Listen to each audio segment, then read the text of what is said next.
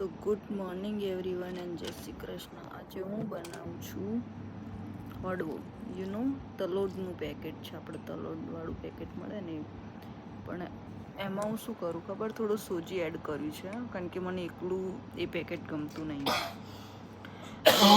એમાં એકલા દૂધી જ વધારે નાખવાની છે.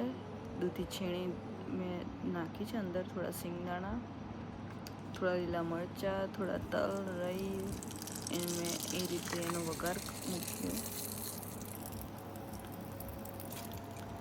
ફટાફટ વઘાર આવી જાય એટલે પેલું જે દૂધીને બધું મિક્સ કરેલું હતું, મિક્સ નહોતું કર્યું મેં, દૂધી ઉપર નાખી દીધું, કારણ કે વઘારે દૂધી ઉપર નાખી દઉં, કારણ કે બધું આમે ભેગું જ કરવાનું છે ને. એટલે પછી મેં ફટાફટ વઘાર કરી દીધો.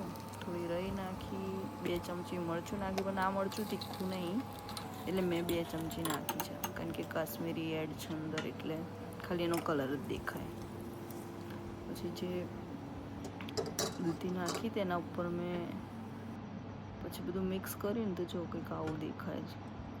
અને પછી એક પેનમાં મેં થોડું તેલ તો નામ પૂરતું, ખાલી હું તેલનો ઉપયોગ નથી કરતી એટલો બધો, અને થોડા તલ ઉપર, જો તેલ તમને દેખાતું જશે કેટલું, ખાલી શો માટે ખાલી તેલ નાખ્યું.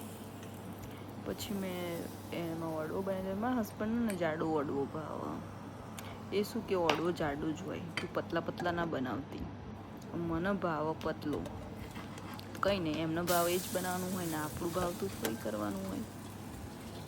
પછી એક બાજુ તો એ થવા, અને મેં બીજી બાજુ બી પછી મારા પતલા થોડા પાડ્યા, કારણ કે મને જાડા ગમતા જ નહીં. આમે મેં મારા થોડા પતલા બનાવ્યા હતા, એટલે 2 બાજુ ફટાફટ થઈ જાય ને, અને એક બાજુ મૂકી દીધું તો ચા. હવે મેં કહ્યું ચલો એક તો થઈ ગયું, તો આપણે ચાખી જોઈએ કેવું લાગે છે.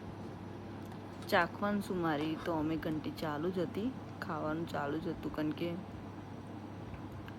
સવારે આમ બી ટાઈમ બહુ ઓછો હોય છે મારા જોડે, એટલે કેવું એક બાજુ શૈલેષને ખાવા આપી દીધું, અને એમનામાંથી થોડું ખાઉં, થોડું ત્યાંથી ખાઉં, હરતા ફરતા ચાલુ જ રાખી હતી ઘંટી. અને ઘડિયાળ મારી એટલી સ્પીડમાં ભાગતી હતી ને કે વાત ના પૂછો.